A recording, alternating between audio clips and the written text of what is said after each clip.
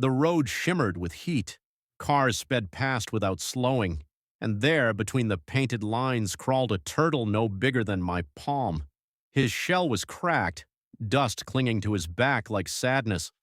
I stopped, heart racing as tires whirred around us. One wrong second could end him. Gently, I lifted him. His tiny head peeked out, blinking in surprise. I carried him across to the lake, kneeling by the edge. He stretched his neck, sniffed the air, and slid into the water, slow, graceful, free. Ripples spread like thank yous across the surface. I watched until he vanished beneath the lilies, leaving only circles of light behind. That day I learned saving a life doesn't always require grand gestures, just a pause, a moment of compassion. The world moves fast, but kindness slows it down long enough to make a difference. She waited by the tracks, thin as a whisper, fur dark as midnight itself. Trains roared by, shaking the ground, but she never ran, just watched each one as if someone she loved might return. I knelt beside her, offered a piece of bread, though cats rarely take it. She sniffed, then pressed her head against my hand. That's how I knew. She wasn't waiting for anyone anymore. She was asking to be found. At home, she hid beneath the couch, eyes glowing gold in the dark. I talked softly each night until one evening she climbed onto my lap and purred, oh, a deep healing sound. We named her Midnight because from that darkness came the light of trust. Now she sleeps on my pillow, chasing dreams of trains she no longer fears. Sometimes love doesn't arrive on schedule. It shows up exactly when your heart needs it most.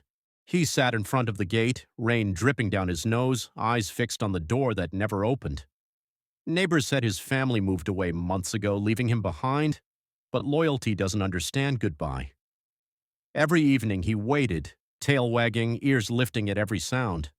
I brought food once. He barked softly but didn't eat until I stepped back. On the third day, he followed me halfway home, then stopped, looking torn between memory and hope. On the fifth day, I brought a leash. He didn't resist. He just pressed his head against my knee, ready to leave the past. I named him Shadow because even when left alone, he stayed faithful to love. Now Shadow guards my porch, not out of duty, but gratitude. He finally sleeps, knowing no one's leaving again. He sat quietly in his cage at the shelter, feathers dull, eyes distant. The caretaker said he hadn't spoken in months. Once loved, then left behind, his voice had gone silent with his heart. I brought him home, named him Rio, and set his cage near the window where the sun could find him. For days, nothing. Not a chirp, not a whistle. I talked anyway, told him stories, sang softly. Then one morning, as light filled the room, I heard it, a small cracked hello. Tears came before words. From that day, his voice returned piece by piece, laughter, whistles, songs. Now Rio greets me every morning with a cheerful, "Good day."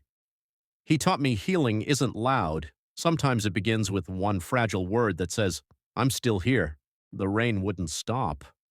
I saw a small shape shivering beneath a bush, a puppy drenched and shaking, eyes wide with fear.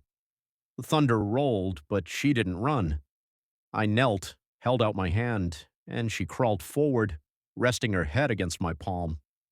I wrapped her in my scarf, heart breaking as she whimpered softly. At home, I dried her, fed her warm milk, and wrapped her in a blanket. Her tiny tail wagged for the first time that night. We named her Daisy because she bloomed after the storm. Every morning she greets the sun with joy, as if to prove that even after darkness, light always returns. Her story is simple. Love heals faster than time, and hope grows wherever kindness touches the ground.